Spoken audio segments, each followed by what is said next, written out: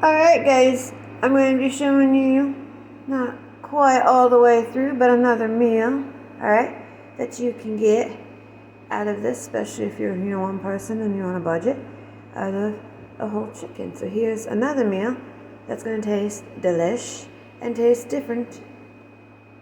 And does anybody see a face? Looks like a face in here. To me it does. Let me know in the comments. Alright, so I'm going to take this and put it over here. Now, over here I have bacon that I slightly cooked. Don't want it cooked all the way, because when I put it in this pan with the portobello mushrooms and garlic that I have, which is a whole large clove and then a small little clove, and I'm going to add a little bit of butter to this pan as well. And the bacon flavor that I had in here also is going to absorb into this. This will cook even more. I've got this right here. Well, it's coming out blurry. There we go. Okay. A bay leaf. Sea salt. This I'm using in place of wine because I don't have any wine. This is going to be part of the sauce. Just a little bit of oregano, red bell pepper. I've got some basil. And then of course I've got the real deal Parmesan. Alright. Telling you, don't buy the other stuff. Just get yourself some cardboard, alright? Legitly. So I'm going to take all of that, make it into a creamy sauce. Okay, with the chicken and everything in here. And I'm going to put it over some Alfredo noodles. And it's going to be delish. Yum. Alright guys, I added my chicken to the pan. I added this stuff to the pan and stirred it all up. All the seasonings are going to go into my sauce. And right now with my sauce here, I've got my roux started. So I've got me butter, okay, just the right amount. And see how thick that is? Because I used cornstarch.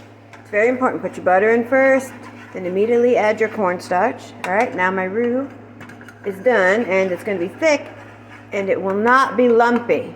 So when you add your cornstarch later, it becomes lumpy, guys, okay?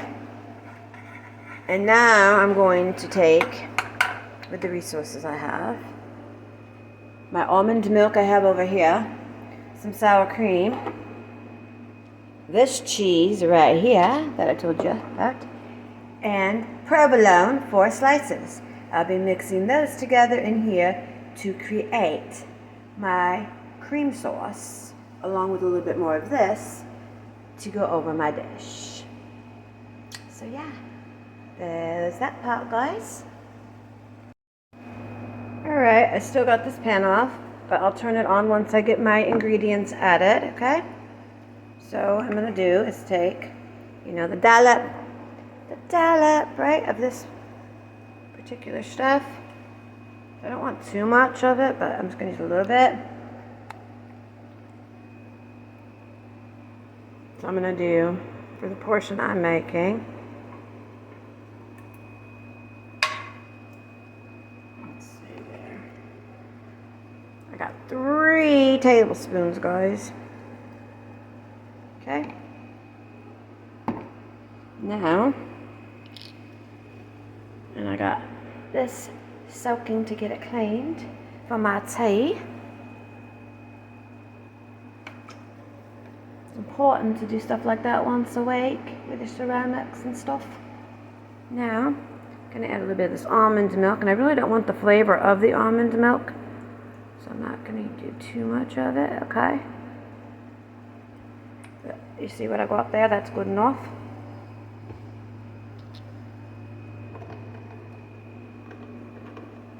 And I'm going to be adding my cheese and the other cheese that I have, guys. Okay. And then I'm going to turn this on and get it all mixed together. Okay, guys, I'm going to take this bacon that I chopped up, and now I'm going to add it over here to this thing. Okay. Just grab this.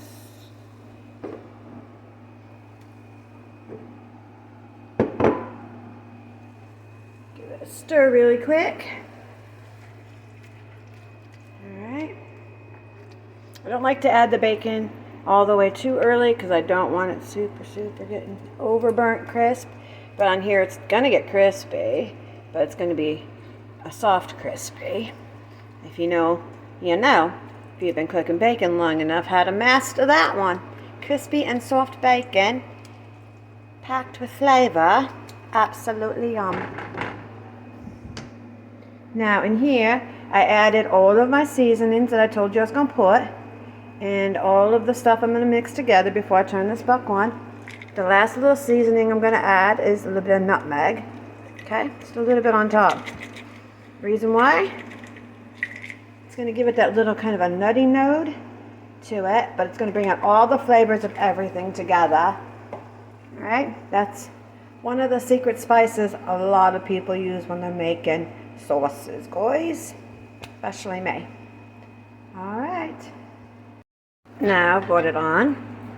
And I've got the heat, you see, like right about there, guys, okay? Sort of medium low. And, of course, whisk it together, stir it, okay?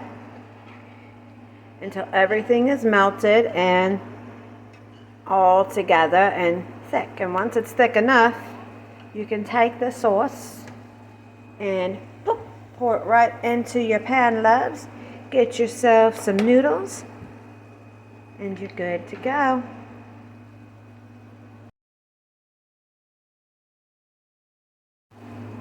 Alright guys, look at this. My sauce is done. See that? Nice, cheesy, and thick, just like I want it. But I also wanted to say, I love to always have a vegetable with my pasta. And with this dish, I am using spinach. Yes, if you can get fresh spinach and throw it in there, even better. But now I'm going to take this spinach that I have, and I'm going to pour it into this bowl here. Okay? That. Then I'm going to let it thaw out into here, mix it up again, and then I'll throw my sauce on top. And that'll be done. Okay. After I added the spinach and turn the heat up on this a little bit, I decided I'm going to add some bell pepper. I love always keeping, a stash of different colors in the freezer. So I'm going to chop these up because I'm going to add some yellow and some red, because I love color in my dishes. So that's also gonna go into this dish, guys. Yes, I love making up my own little recipes. Always have.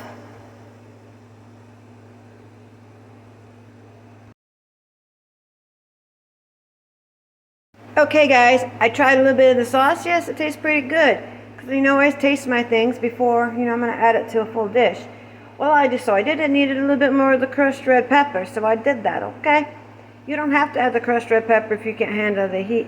I just like the way it makes it taste. Then I added this right here, which is chopped onion, okay, the dried stuff.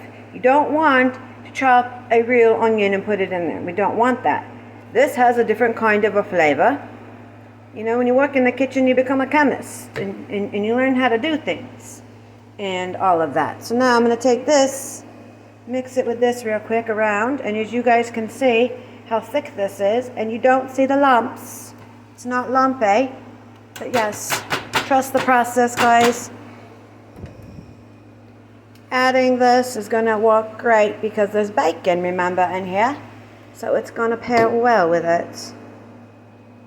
Alright, now it's going to be time for me to add this cheese to the mixture, guys. So, alright. Okay, and once I get this all mixed in together, I'm going to turn the heat back down to a low and just let it simmer for a minute with it all in there, guys. So, there goes all that. Look at that.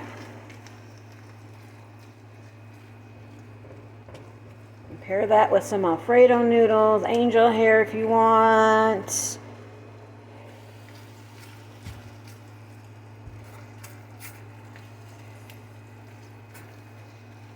And just, ooh. Alright, I'll stir it in and look at that. How delish does that look?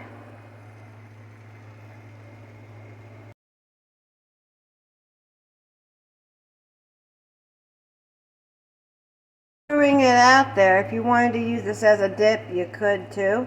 Just get yourself some chips, or better yet, make yourself some chips at home, okay? Because yeah, homemade chips are easy to make, and it doesn't have 50 million ingredients, guys.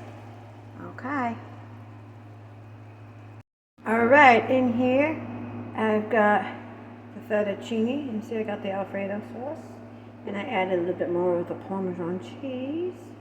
Now time to add the topping.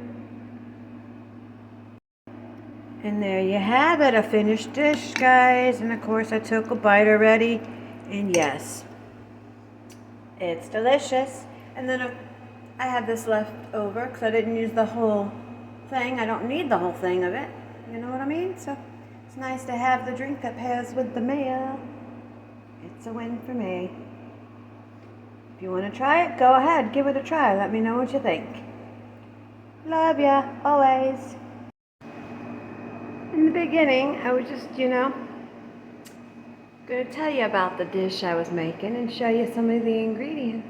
I might as well make the whole process so you guys can know how to enjoy it as well. Thought I'd add this little footnote in there since I said at the beginning like I wasn't going to show you guys.